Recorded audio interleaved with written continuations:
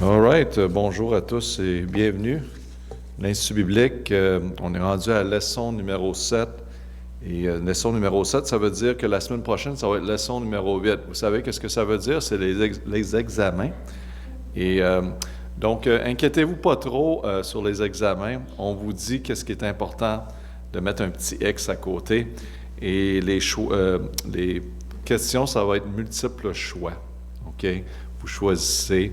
Donc, c'est pas trop compliqué. Puis, inquiétez-vous pas.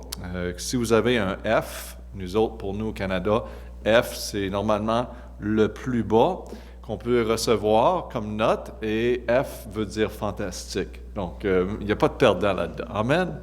Gloire à Dieu. Au Congo, on a nos différents systèmes de 1 à 20. Et donc, on va suivre votre système pour vous. Ça va être plus simple. OK, on va regarder ensemble, continuer sur l'Église. Et on a parlé la semaine passée de l'Église, que Jésus-Christ était la tête. L'Église était une organisation établie par le Seigneur Jésus-Christ. On va continuer notre étude cette semaine. On va prier notre Père. On te remercie pour ce temps dans ta parole et pour l'enseignement qu'on reçoit de ta parole. Et au sujet de l'Église, Père, merci que tu as établi ton Église pour la perfection des saints, pour nous enseigner, nous aider et nous préparer pour partager la parole de Dieu à l'extérieur de ses portes. Père, utilise nos vies pour ta gloire et enseigne-nous encore une autre fois au nom de Jésus. Amen. Donc, page 23, l'Église a ses officiers. Donc, il y a beaucoup à couvrir aujourd'hui. Je vais essayer de rester sur l'étude. Philippiens 1.1, ça nous dit, à propos des officiers de l'Église, Paul et Timothée, serviteurs de Jésus-Christ, à tous les saints en Jésus-Christ, qui sont à Philippe, aux évêques et aux diacres. Donc, il y a deux fonctions dans une Église.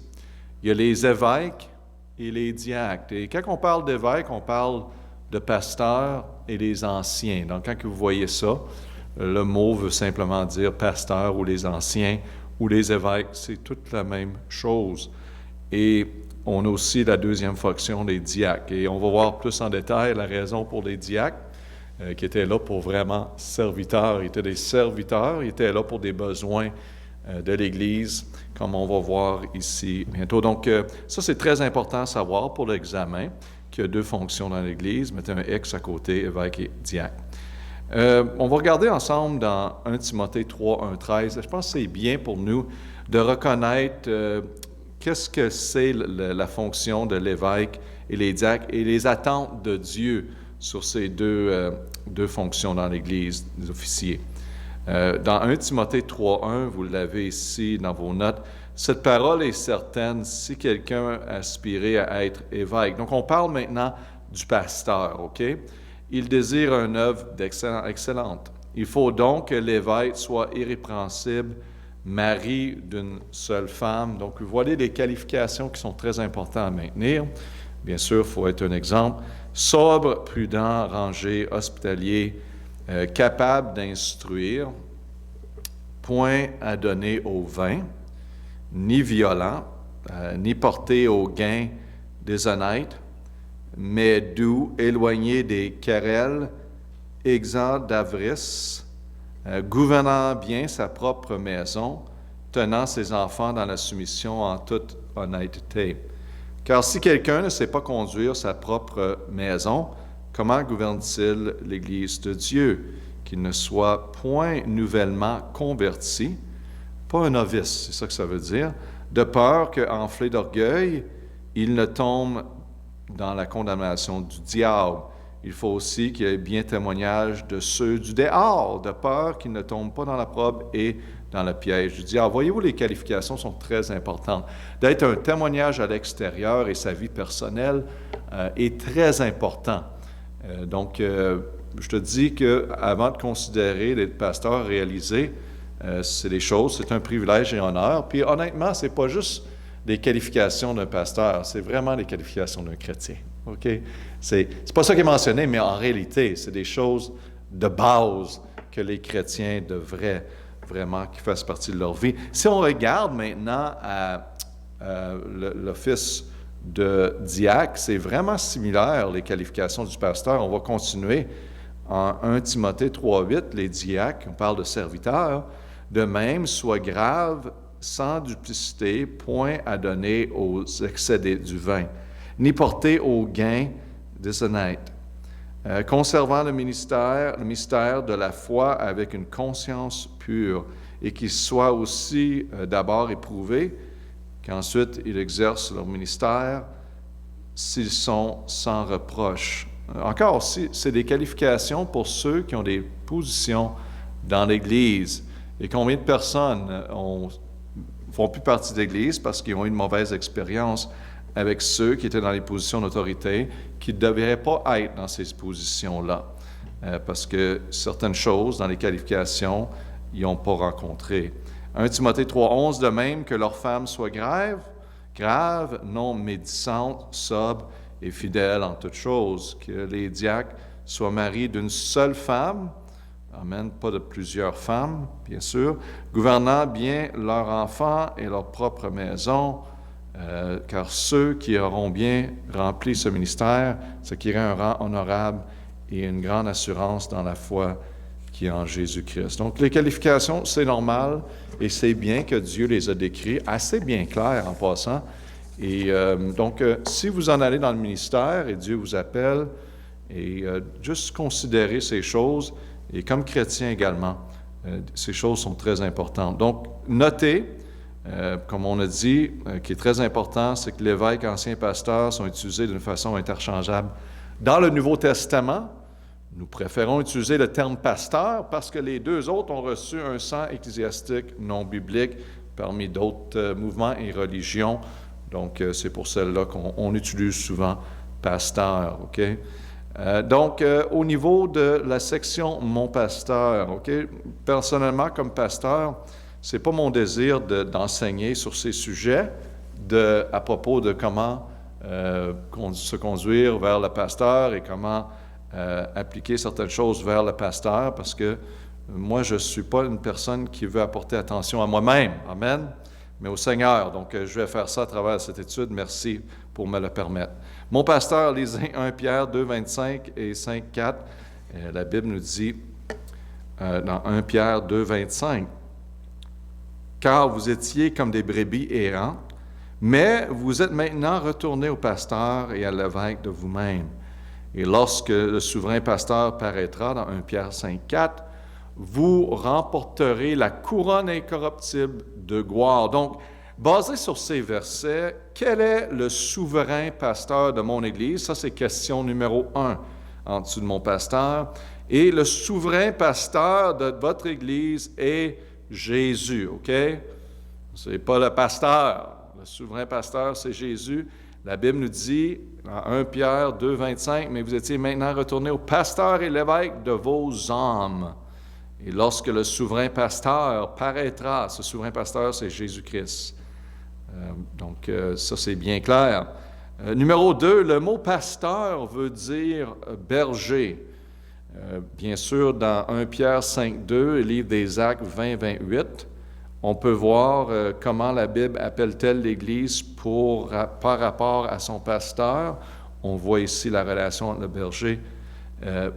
1 Pierre 5, 2, « Paissez le troupeau de Dieu et au milieu de vous, veillant sur lui, non par contrainte, mais volontairement, non par gain honteux, mais par affection. » Verset 28, « Prenez donc garde à vous-même et à tous les troupeaux sur lesquels le Saint-Esprit vous a établi évêque, pour paître l'Église de Dieu qu'il a acquise par son propre sang. » Donc, on voit ici que l'Église, par rapport à son pasteur, c'est le troupeau ici qui est à remplir dans les petites casiers, là. Donc, c'est important aussi de la responsabilité du pasteur qui est là pour diriger, pour nourrir et les troupeaux, qu'on peut dire, et de le faire non par contrainte, mais volontairement. Amen.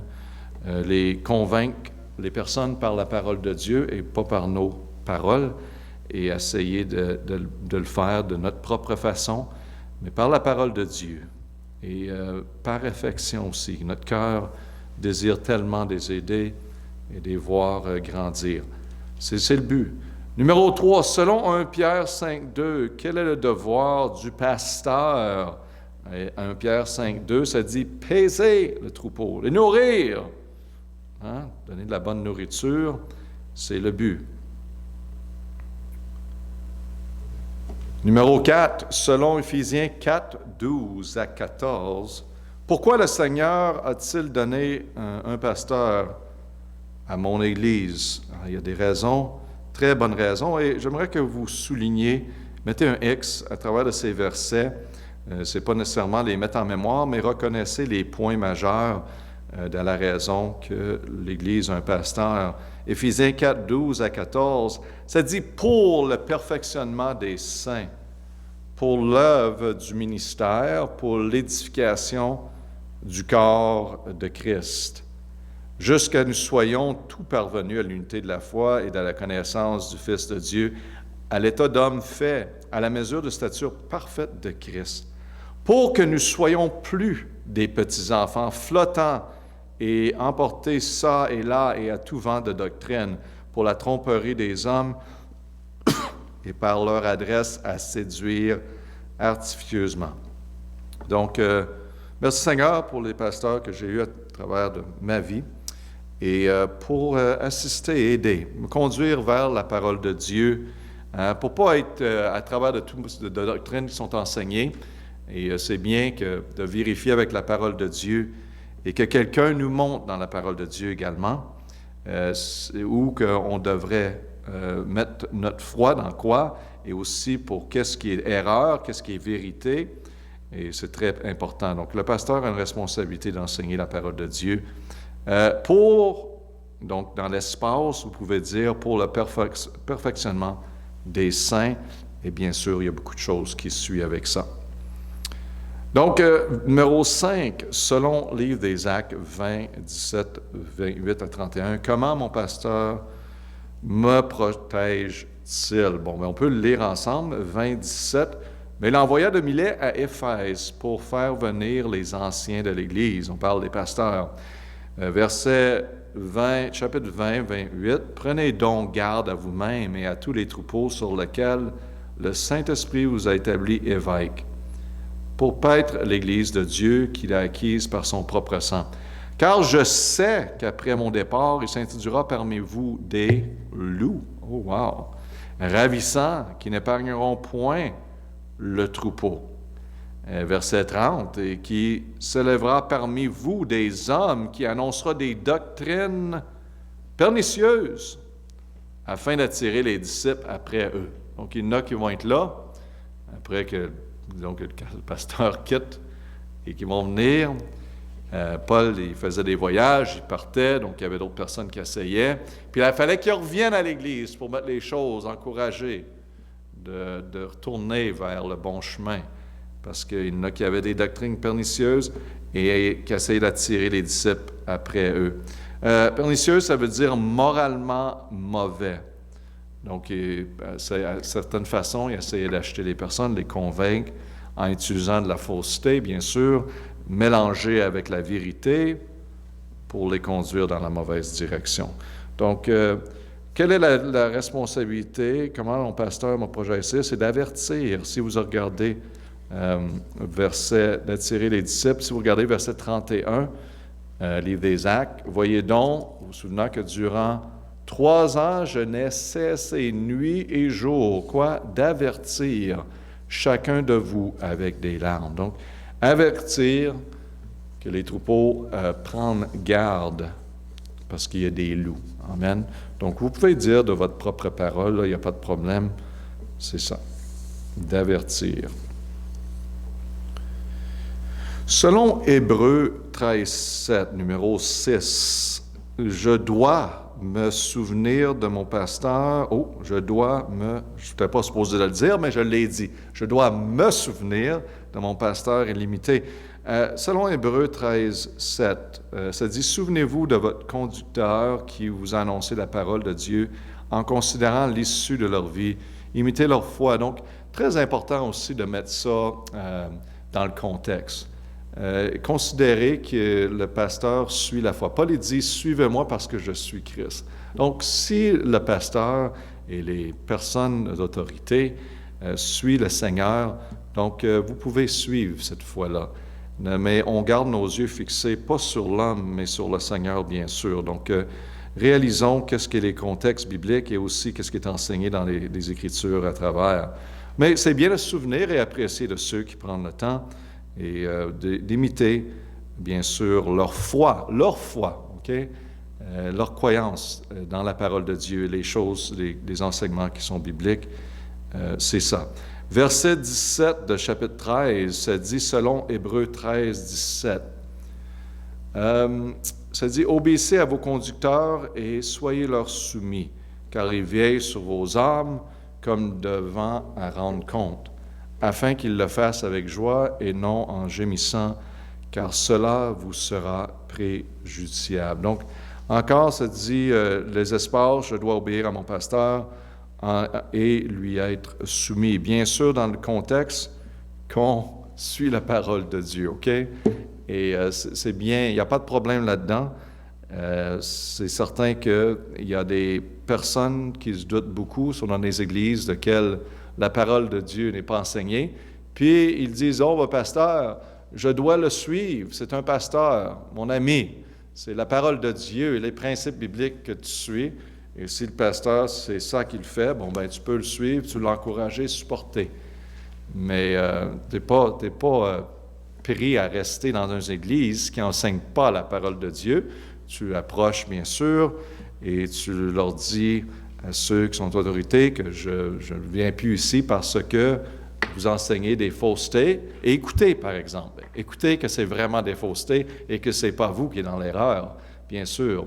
Mais il y a plusieurs églises. Si quelqu'un n'est pas heureux avec une église, qu'il aille à quelque part d'autre. Mais soyez certain que c'est à cause des enseignements qui sont non bibliques ou des qualifications basées sur les autorités qu'ils ne suivent pas du tout. En voulant dire, le pasteur a 3 femmes. Tu sais, ça ne marche pas, là, OK? Il y a des choses qui ne fonctionnent pas. Et qui est là pour essayer de profiter des autres. Et bien sûr, il faut être dans le contexte des Écritures. Parce qu'on n'est pas juste ici pour suivre jusqu'au ravin qu'on va tomber avec les autres. Ce n'est pas ça le but. C'est d'être biblique. Mais il y a un élément de respect, il y a un élément de suivre à ceux qui enseignent et prêchent la parole de Dieu. Comment s'adresser à mon pasteur? Bon, ben c'est bien ça. Plusieurs ne savent pas qu'il doit appeler le pasteur. Vous pouvez dire pasteur. S'il vous plaît, ne pas appeler les pasteurs révérends ou pères. OK? On sait que dans certaines traditions et religions, on voit ça. Il y en a un qu'on devrait donner révérence, et c'est le Seigneur Jésus-Christ, et il y en a un qui devrait être appelé Père, et c'est notre Père céleste, OK? Je sais qu'il y en a qui appellent les personnes Pères dans certaines religions, mais ce n'est pas biblique, et on ne devrait pas avoir ce type de coutume-là.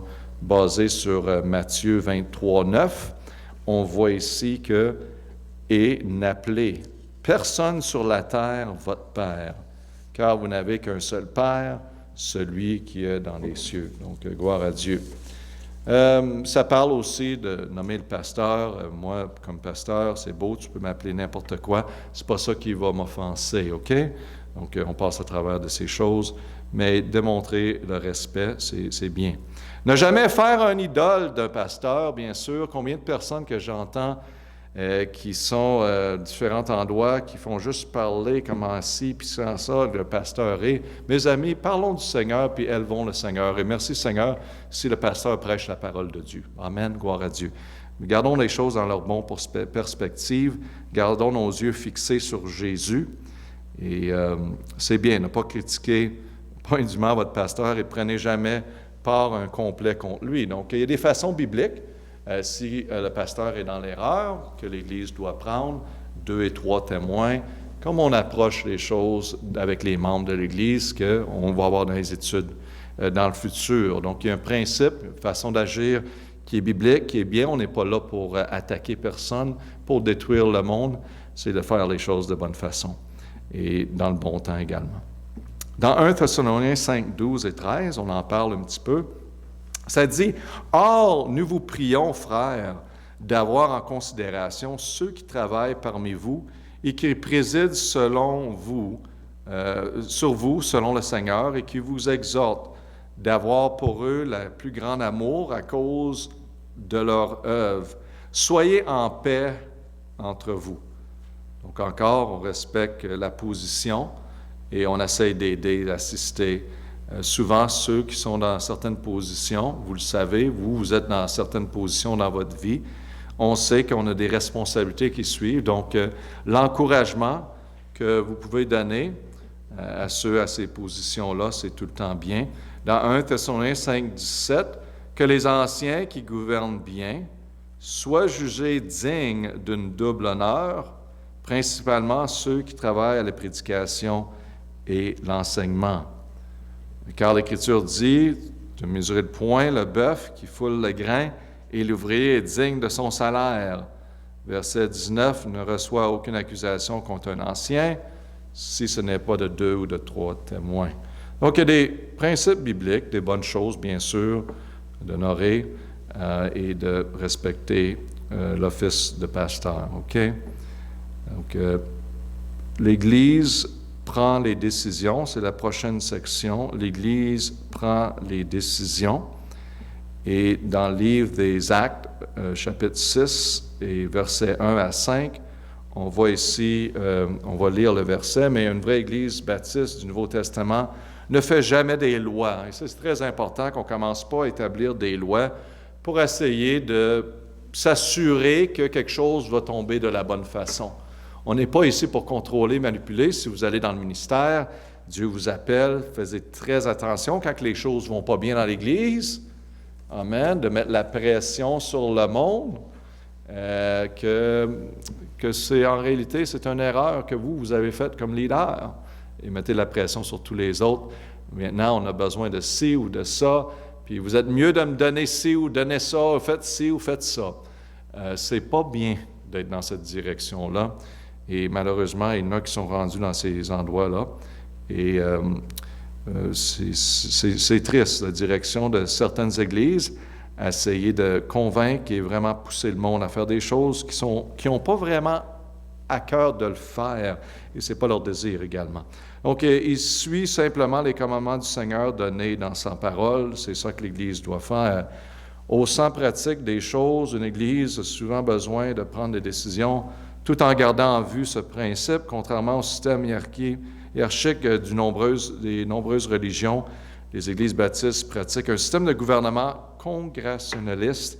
C'est la congrégation qui décide. Donc, quand tu as l'Église, c'est les membres de l'Église qui prennent la décision. Et ça, c'est la meilleure façon d'y aller. On voit dans le livre des Actes 6, 1 à 5. Quand c'était le temps de choisir des diacres dans l'Église, c'est une position dans l'Église, bien sûr, de service. Vous allez voir, verset, on ne lira pas tout parce qu'on n'a pas le temps, mais dans le livre 6, 2, vous voyez, ayez convoqué les multitudes des disciples. Donc, les disciples étaient impliqués. Et si vous regardez à verset 5, la prochaine page, verset 5, cette proposition plus en toute l'assemblée, et ils élurent Étienne, homme plein de foi du Saint-Esprit, et Philippe, et Procor, et Nicanor, et Timon, et Parména, et Nicolas, prosélyte d'Antioche. Bon, juste pour dire que c'est l'assemblée qui ont pris la décision. Ce n'était pas juste une personne qui a pris une décision. Donc, il y a plusieurs choses dans l'Église qu'on n'aura pas un meeting, on n'a pas de rencontre avec tous les membres sur des choses de base et simples. Mais il y a des choses majeures, bien sûr, comme les diacres et la fonction de l'Église, qu'on va amener en vote pour s'assurer que tout le monde, et la façon que c'est fait d'une façon simple. On se baisse la tête, le monde vote, et êtes-vous en accord de ci ou de ça? C'est pas au sujet que le tapis soit rouge ou brun, là. Ça ne sera pas des affaires comme ça. On a d'autres choses à faire dans la vie, mais c'est surtout pour l'avancement de l'Église et des choses majeures et principales. Donc, l'Assemblée, c'est eux. Donc, c'est un gouvernement congrégationaliste qui est établi dans l'Église. Donc, lettre A, c'est l'Assemblée, ou les disciples. B, lisez livre des Actes 1, 15 à 26. Ça, c'est beaucoup de versets. on va en parler. Quel est le plus haut tribunal, qu'est-ce qui précède le vote de toutes les églises en l'élection du successeur pour Judas? Donc, Judas, on a dit bye-bye, bien sûr, à lui. Donc, il fallait avoir un successeur de quelqu'un. Mais qu'est-ce que j'aime? Qu'est-ce que procédé ce vote? Regardons ici verset 24 pour sauver du temps. En verset 23, excusez-moi. Ils présentèrent deux, Joseph appelé Barsabas et surnommé Juste, et Matthias. Donc, on avait deux qui étaient comme prospects pour prendre la place de Judas. Et verset 24, et priant, ils dirent, toi Seigneur, qui connais les cours de tout, montre-nous lequel de ceux que tu as choisis. Donc, prière est vraiment important et doit mener nos décisions dans l'Église. Et ça doit commencer avec prière quand on s'en va à voter. Afin qu'il parte au ministère, verset 25, l'apostole que Judas a abandonné pour aller en son lieu. Il tira au sort. Dans ce temps-là, il tirait au sort, il tomba sur Matthias, du commun accord fut mis au rang des 11 apôtres. Donc, c'est Matthias qui a été élu. Verset 17 de Matthieu, selon Matthieu 18, 17, quel est le plus haut tribunal des choses spirituelles? Et on voit ici que c'est l'Église. L'Église et le tribunal, c'est comme la cour, qu'on peut dire, des choses spirituelles. On devrait s'occuper des choses dans l'Église, surtout que les membres de l'Église. C'est important. Et encore, c'est de toute beauté de faire des choses comme il faut, où on a de l'ordre et on fait les choses dans les yeux, dans la lumière de la parole de Dieu, et c'est merveilleux.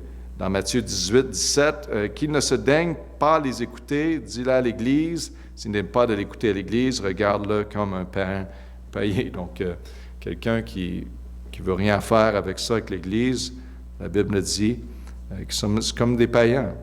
Et verset 18, Matthieu 18, 18, ça vous dit, je vous dis en vérité que tout ce qui aurait lié sur la terre sera lié dans le ciel, tout ce qui aurait délié sur la terre sera délié sur le ciel. Donc, ici, on voit la décision d'une assemblée, d'une Église, sont ratifiées dans le ciel.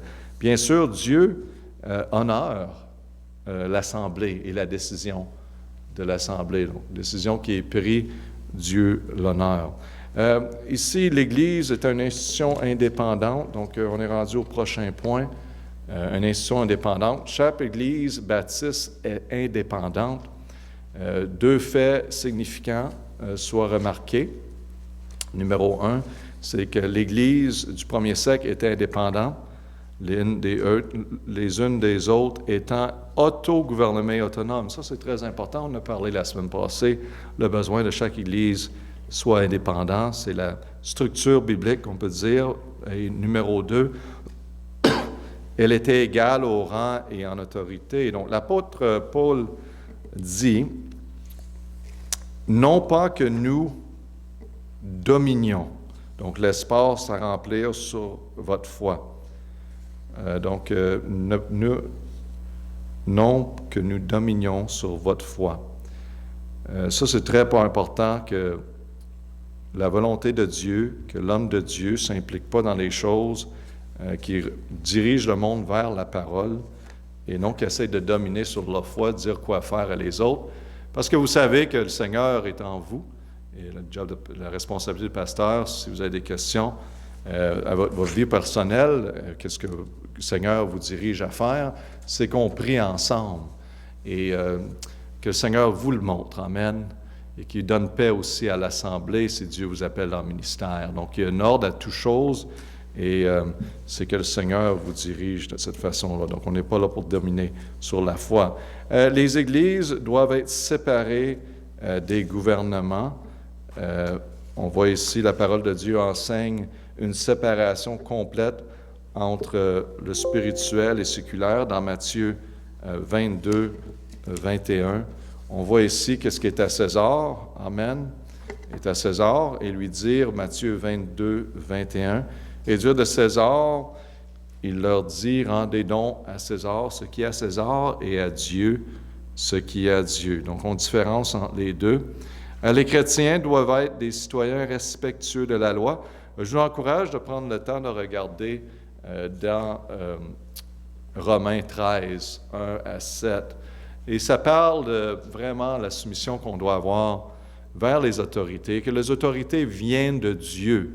Donc, les princes, les rois, les gouvernements sont là. Vous dites, pasteur, ils ne sont pas parfaits. Bon, mais Dieu les a mis là. Parce qu'il y a un peuple qui n'est pas parfait, qui a besoin d'un type de gouvernement comme ça. Des fois, on continue à prier pour nos leaders, et c'est important, mais c'est Dieu qui les met en position, et Dieu nous dit de respecter cette position-là de ceux qui sont dans notre autorité. On les respecte, bien sûr, mais bien sûr que le Seigneur nous donne aussi de la sagesse et de l'instruction. Let be. Vous voyez que les chrétiens peuvent désobéir à la loi civile seulement dans des rares cas où il sera forcé de désobéir à la loi de Dieu. Donc, on voit Matthieu, dans le livre des Actes, 5, 29, et un verset que j'aimerais que vous mettez en mémoire aussi pour l'examen, Actes 5, 29, « Mais Pierre et les apôtres répondirent, il faut obéir à Dieu plutôt qu'aux hommes. » Il faut obéir à Dieu plutôt qu'aux hommes. Donc, disons que le gouvernement dit que vous ne pouvez plus aller à l'Église. Vous ne pouvez plus lire votre Bible.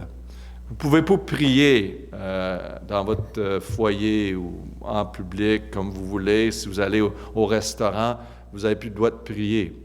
Donc, on a vraiment un problème où que, le gouvernement s'impose entre nous et Dieu.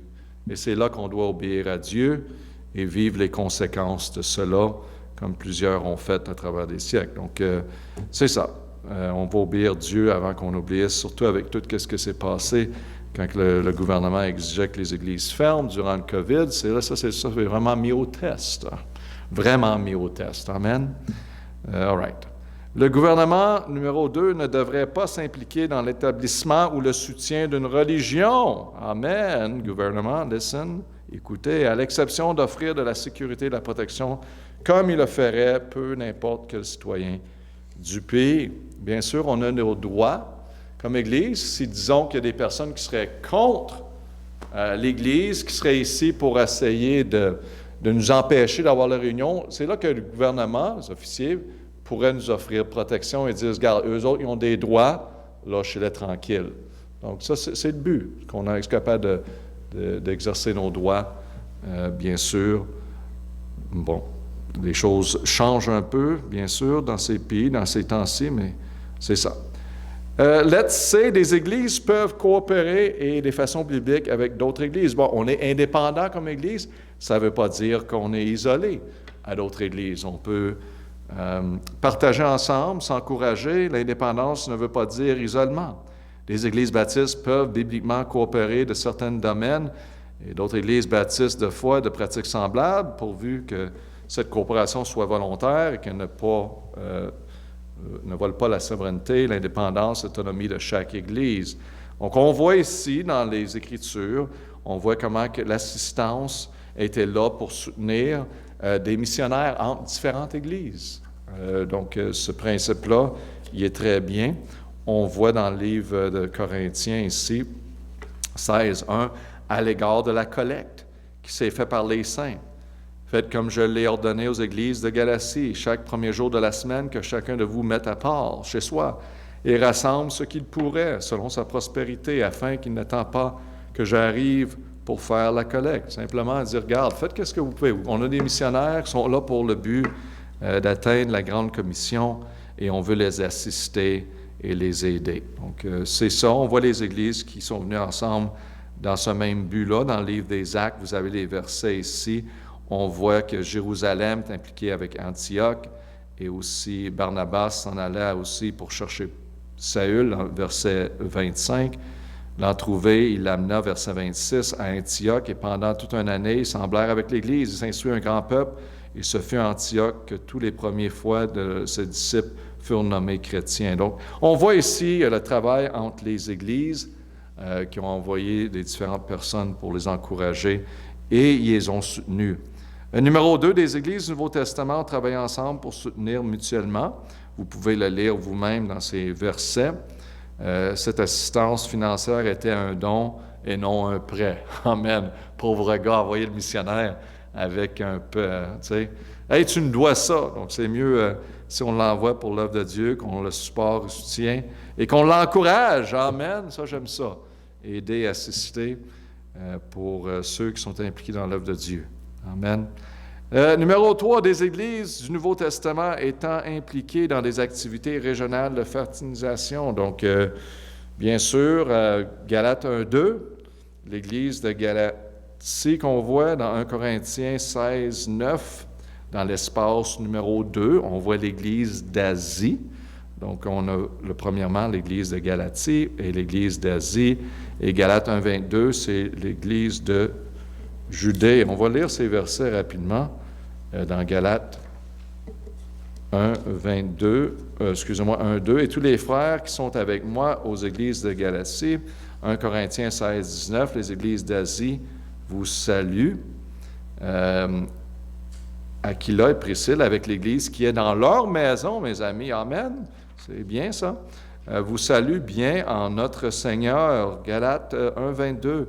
Mais j'étais inconnu du visage aux églises de Judée qui sont en Christ. Donc, on voit ici des activités entre les églises.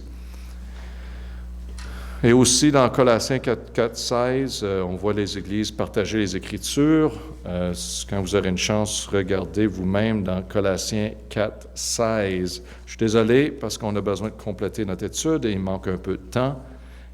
Prenez le temps de regarder à ces versets. L'Église est une organisation mandatée. Ça, c'est vraiment important. Le Seigneur Jésus-Christ a établi son Église, ses Églises, afin qu'il continue son travail ici-bas, dans le monde. Ce n'est pas un ministère social, cette Église, mais c'est vraiment un ministère spirituel. On a des plaisirs, on a des activités sociales, mais qu'est-ce qui doit rester toujours au-dessus de tout? C'est l'aspect spirituel. Juste avant son retour au ciel, le Seigneur a laissé son Église avec qu'est-ce que nous appelons la Grande Commission.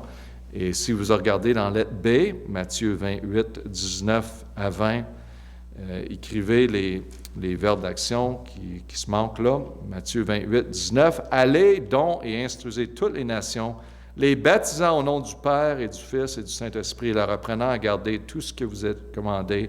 Voici, je suis avec vous tous les jours jusqu'à la fin du monde. Amen. » Boy, il nous a vraiment donné 2 versets tellement puissants. Qu'est-ce que j'aime à propos de ça? Il nous dit de faire certaines choses, mais il nous dit qu'il va être avec nous à travers de tout ça tous les jours. C'est juste ça que j'ai besoin de savoir. Amen. Donc, il dit « Allez », numéro 1, « Allez ». Numéro 2, « Instruisez toutes les nations ». Numéro 3, « Les baptiser »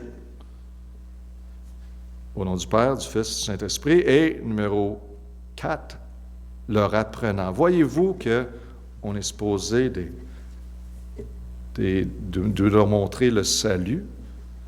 Par la suite, soient baptisés, les instruire, les baptiser et apprenant à garder toutes les choses que nous avons dans la parole de Dieu. C'est la grande commission qui est répétée dans chacun des évangiles et dans le livre des Actes.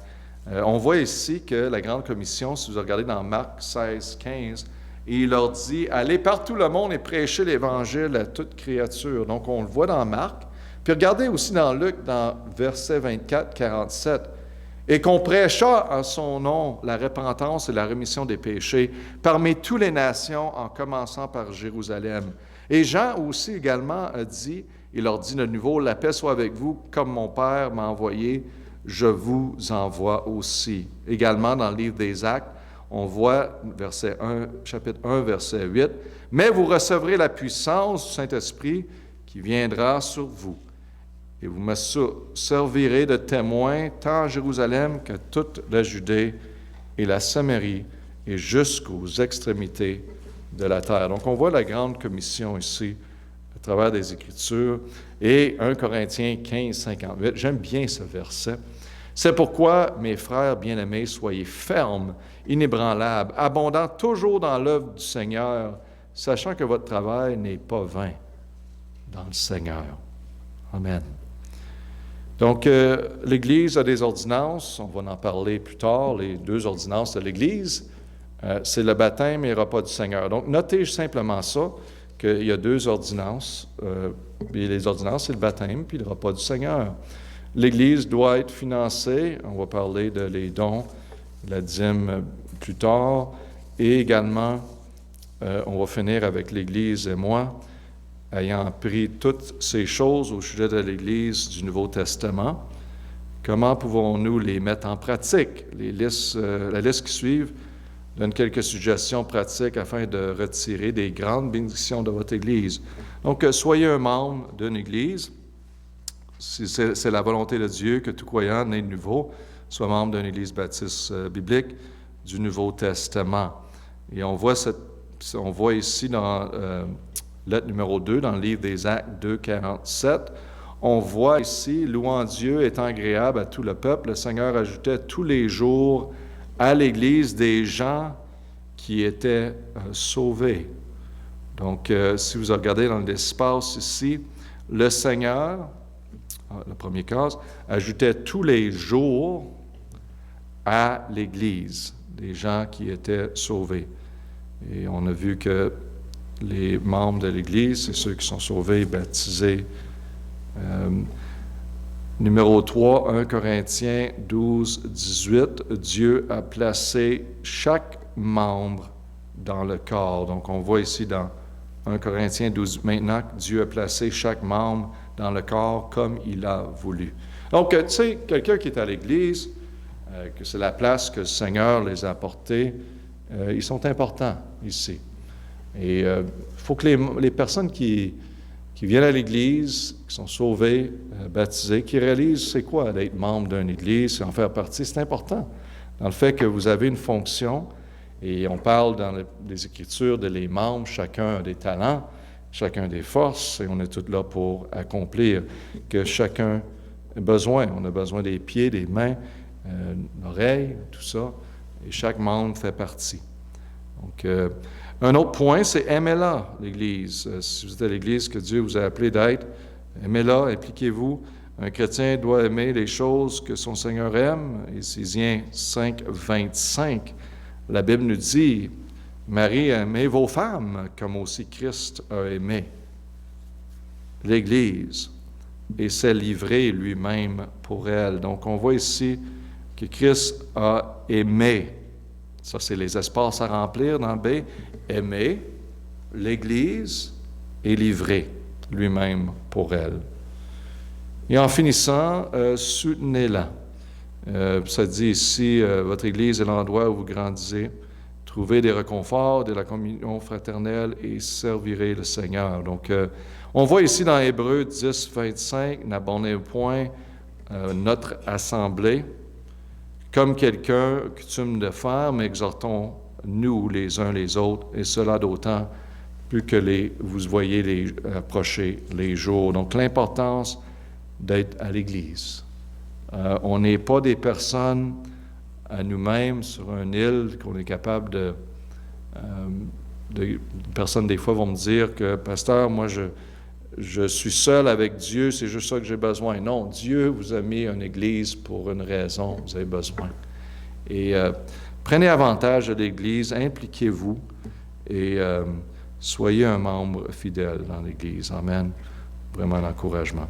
Les devoirs de lecture, 1 Timothée chapitre 3, ça parle des qualifications de pasteur et aussi de diacre.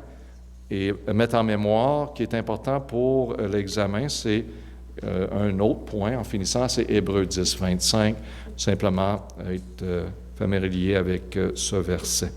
OK, que le Seigneur vous bénisse et à bientôt. Amen.